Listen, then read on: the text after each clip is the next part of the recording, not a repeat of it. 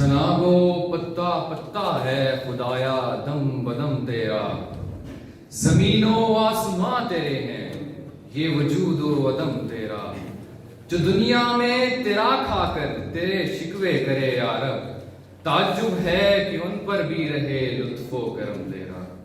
قابل صدر احترام جناب صدر، روشن ضمیر مہمانان اعزاز، السلام علیکم۔ آج کی گفتگو کا آغاز و اختتام اس مصرے پر ہے، خیال رزق ہے رازق کا خیال نہیں۔ ہاں وقار ارشاد خداوندی ہے، وَمَا مِن دَابَّةٍ فِي الْأَرْضِ إِلَّا عَلَى اللَّهِ رِزْقُهَا، اور زمین پر چلنے والا کوئی جاندار ایسا نہیں ہے جس کا رزق اللہ نے اپنے ذمے نہ لے رکھا ہو۔ کوئی چرند ہو یا پرند، کوئی انس ہو یا جن، کوئی درند ہو یا حشرات الارض، خواہ آبی ہو یا خاکی، خواہ نوری ہو یا ناری، کوئی تحتی ہو یا فوقی، رزق کا ذمہ رب کائنات کا ہے۔ مگر آج ہم نے رزق اور اسباب رزق کو ہی یہ مان لیا ہے۔ یہ مال و دولت و دنیا، یہ رشتہ و پیوند، یہ مال و دولت و دنیا، یہ رشتہ و پیوند، بتان وہم و گما، لا الہ الا اللہ۔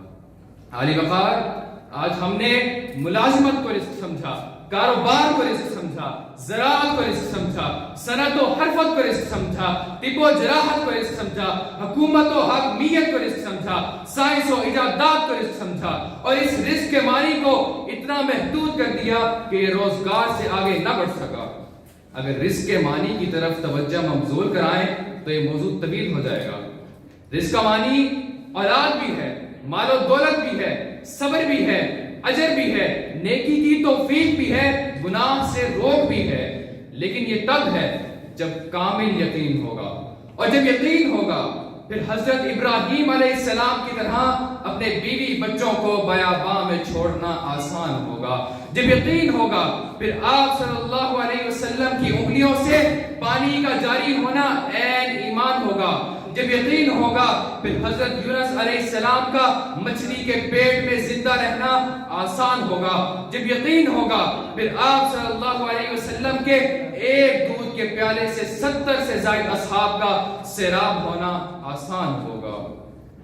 خرد ہوئی ہے زمان و مکان کی زناری، خرد ہوئی ہے زمان و مکان کی زناری، نہ ہے زمان نہ مکان، لا الہ الا اللہ۔ عالی وقار لفظ رازق اور رزاق میں بڑا لطیف سفر ہے۔ رازق کہتے ہیں ایسا دینے والا جو کبھی دے اور کبھی روک دے، مگر رزاق کہتے ہیں ایسا دینے والا جو کبھی نہ روکے۔ عالی وقار وہ ایسا رزاق ہے جو بلو ویل کو روزانہ کی بنیاد پر اتنا رزق دیتا ہے کہ اس کا وزن روزانہ 200 پاؤنڈ سے زیادہ بڑھتا ہے۔ وہ ایسا رزاق ہے جو حضرت سلیمان علیہ السلام کی دعوت کا 6 ماہ کا کھانا ایک مچھلی کو دن میں 3 مرتبہ کھلاتا ہے۔ وہ ایسا رزاق ہے جو پتھر کے اندر پتھر کے کیڑے کو رزق پہنچاتا ہے۔ اگر ہم قرآن مجید فرقان حمید کی طرف نظر دوڑائیں تو ہمیں رزق رزاق کا صراط مستقیم نظر آئے گا، تو پھر ہمیں وَمَا مِن دَابَّةٍ فِي الْأَرْضِ إِلَّا عَلَى اللَّهِ رِزْقُهَا نظر آئے گا، تو پھر ہمیں هُوَ الرَّزَّاقُ ذُو الْقُوَّةِ الْمَتِينُ نظر آئے گا، تو پھر ہمیں أَأَنْتُمْ تَزْرَعُونَهُ أَمْ نَحْنُ الزَّارِعُونَ نظر آئے گا، تو پھر ہمیں وَاللَّهُ يَرْزُقُ مَن يَشَاءُ بِغَيْرِ حِسَاب نظر آئے گا۔ عالی وقار ایک مقصد زندگی ہے اور ایک ضرورت زندگی۔